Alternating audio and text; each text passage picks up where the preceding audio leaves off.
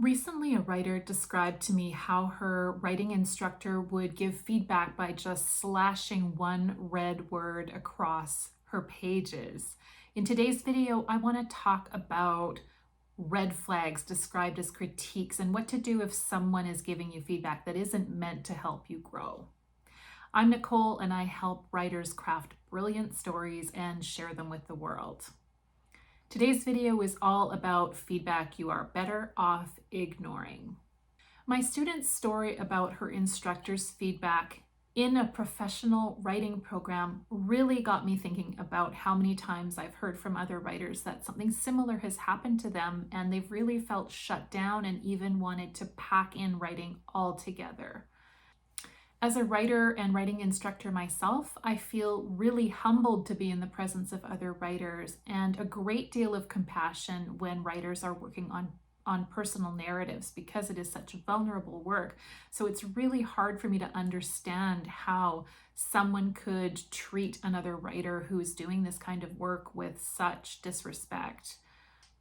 If you've been shut down by a harsh critique, I know it can be devastating and really hard to get past if you felt burned like this.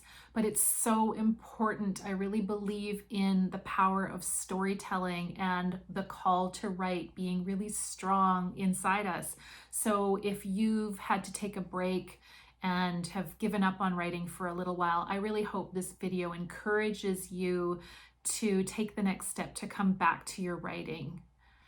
The first thing I'd say to you is if someone has attacked your work and it feels vicious, it very much could be that they feel threatened by what you've written, perhaps by the potential of your work or the strength of your writing. It says a lot more about them than it does about you, the writer. So disregard that kind of feedback that feels like it's meant to be an attack. The second thing I'd like to share is just some tips for being more aware of when feedback is helpful and when it really isn't, so that you can stay centered in your power when you receive some kind of reaction to your work and make some decisions, intellectual decisions about whether you can take the advice to heart or whether it is best to throw it out. So I'm going to talk about 4 points here that I want you to keep in mind. Is it still going to sting if someone says something unenlightened about your work? Yes, but with these kinds of ideas and tools in place, I hope that you will still be able to get back to your writing. Just dismiss what isn't helpful and keep going. The first of the 4 flags in a critique I want to share is if it just doesn't feel good. You know when someone cares about you and cares about the work you're doing, and you can tell when someone's intention isn't for the growth of your writing or the development of your work. If you feel that way, you get that sense at all, dismiss the feedback outright. The second red flag is if the feedback isn't actually grounded in craft. If you're writing creative nonfiction, a personal essay, memoir, and someone is more interested in commenting on a decision you made or something that happened in your life, and they're just giving an opinion about, vague, I don't really, it's not working for me, but I don't really know why, then it's really baseless and not something that you should pay attention to. Number 3 is an important one. The person reading your work doesn't understand your intention. They don't know what you're trying to do, and it's clear in their feedback that they need more context or clarification, but they haven't asked any questions about it. As a result, their comments are completely off base, and you can ask them, maybe get into a discussion about what you're trying to do, but if the comments aren't helpful, clearly you shouldn't take them to heart in this situation.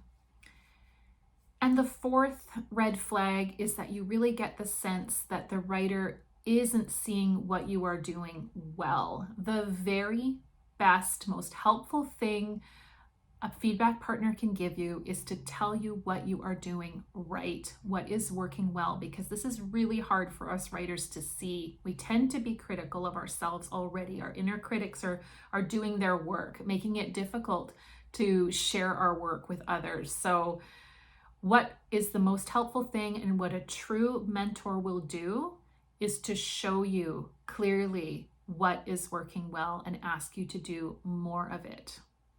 So if you've been getting this kind of unhelpful, vague, or ill-intentioned feedback from an instructor or your peers, there are 2 steps I would like you to take. Number 1, tell your instructor or feedback partner what it is you need from them, what would be helpful to you, what you are curious about learning to improve your craft, and ask them to be specific and to base their comments in craft. If someone doesn't have a grasp of craft or how stories work and what would improve them, then they're really not qualified to give you feedback. So keep that in mind. Number 2 is not to give up. Please don't shut down because someone has said an ill-advised comment about your work. Your stories are important. They are important to write and to share. So find a feedback partner, find a writing instructor or mentor who can offer you the kind of feedback that is genuinely helpful to your growth and development as a writer.